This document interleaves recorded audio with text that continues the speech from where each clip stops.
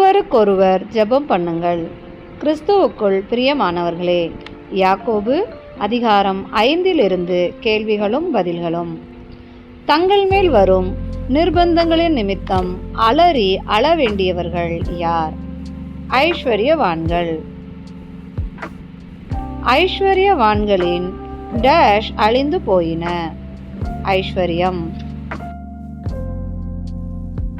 எவைகள் பொட்டரித்து போயின? வஸ்திரங்கள். எவர்களுடைய பொன்னும் வெள்ளியும் துருபிடித்தன? ஐஸ்வர்யவான்கள். ஐஸ்வர்யவான்களுடைய எவைகள் அவர்களுக்கு விரோதமாக சாட்சியாயிருந்தது? பொன்னிலும் வெள்ளியிலும் உள்ள துரு. ஐஸ்வர்யவான்களின் மாம்சத்தை தின்னுவது எது? பொன்னிலும் வெள்ளியிலும் உள்ள ஒரு துரு. பொன்னிலும் வெள்ளியிலும் உள்ள ஒரு துரு ஐஸ்வர்யவான்களின் மாம்சத்தை எதை போல தின்னும்? அக்கினியை போல. கடைசி நாட்களிலே பொக்கிஷத்தை சேர்த்தவர்கள் யார்? ஐஸ்வர்யவான்கள்.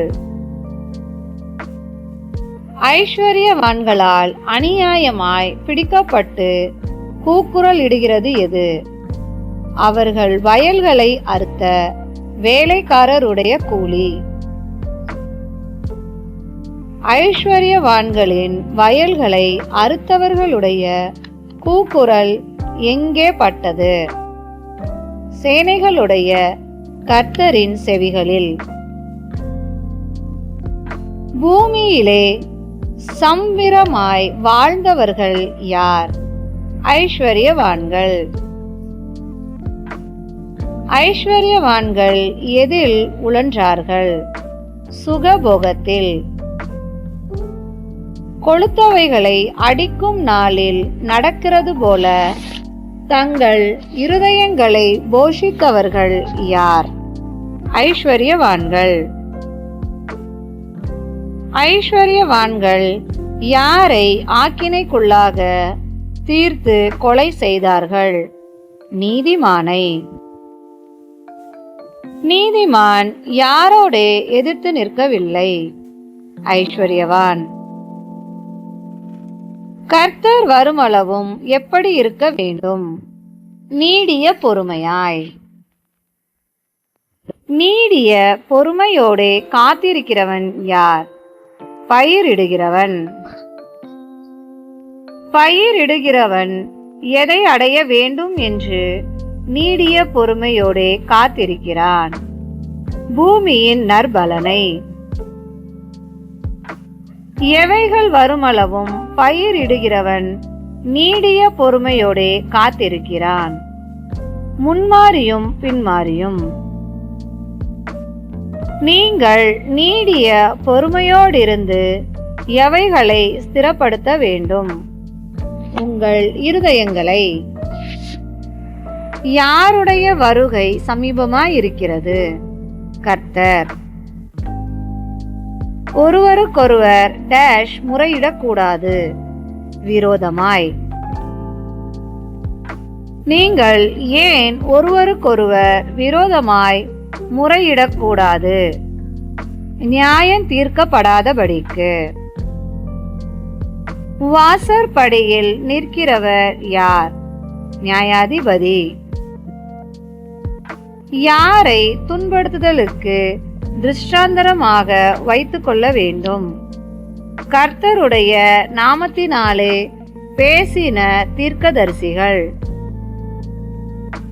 பொறுமையாயிருக்கிறவர்களை யார் என்கிறோம்? பாக்கியவான்கள். யாருடைய பொறுமையை குறித்து கேள்விப்பட்டிருக்கிறீர்கள்? யோபு. யாருடைய செயலின் முடிவை கண்டிருக்கிறோம்? கர்த்தர். மிகுந்த உருக்கமும் இரக்கமும் உள்ளவர் யார்? கர்த்தர். வானத்தின் பேரிலோ பூமியின் பேரிலோ டேஷ் பண்ணக்கூடாது. சத்தியம். வேறெந்த ஆணையினாலாவது டேஷ் பண்ணக்கூடாது. சத்தியம்.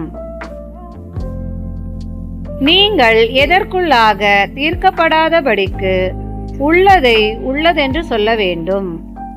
ஆக்கினைக்குள். ஆக்கினைக்குள்ளாக தீர்க்கப்படாதபடிக்கு இல்லதை எப்படி சொல்ல வேண்டும்? இல்லதென்று. துன்பப்படுகிறவன் என்ன பண்ண வேண்டும்? ஜெபம் பண்ண வேண்டும். மகிழ்ச்சியாயிருக்கிறவன் எதை பாட வேண்டும்? சங்கீதம். வியாதிப்படுகிறவன் யாரை வரவழைக்க வேண்டும்? சபையின் மூப்பர்களை. சபையின் மூப்பர்கள் வியாதிப்பட்டவனுக்கு டேஷ் பூச வேண்டும். எண்ணெய். சபையின் மூப்பர்கள் வியாதிப்பட்டவனுக்கு யாருடைய நாமத்தினாலே எண்ணெய் பூச வேண்டும்? கர்த்தர். சபையின் மூப்பர்கள் வியாதிப்பட்டவனுக்காக டேஷ் பண்ண கடவர்கள். ஜெபம். விசுவாசமுள்ள ஜெபம் யாரை ரட்சிக்கும்? பிணியாளியை.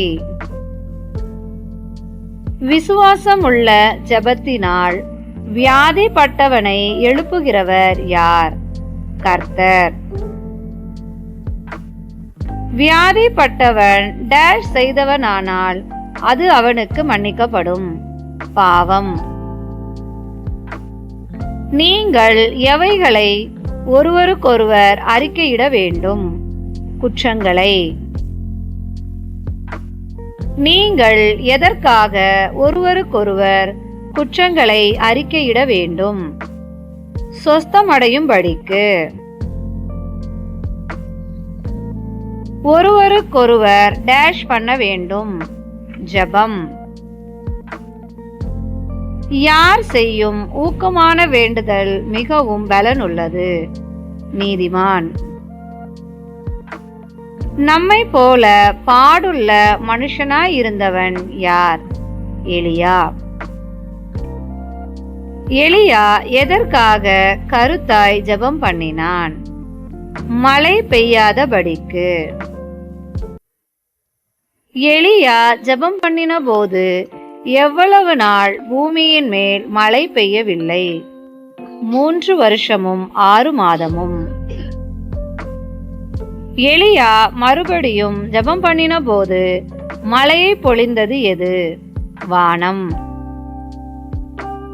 எலியா மறுபடியும் ஜெபம் பண்ணின போது தன் பலனை தந்தது எது? பூமி. ஒருவன் எதை விட்டு விலகி மோசம் போகும்போது மற்றொருவன் அவனை திருப்ப வேண்டும்? சத்தியத்தை விட்டு விலகி.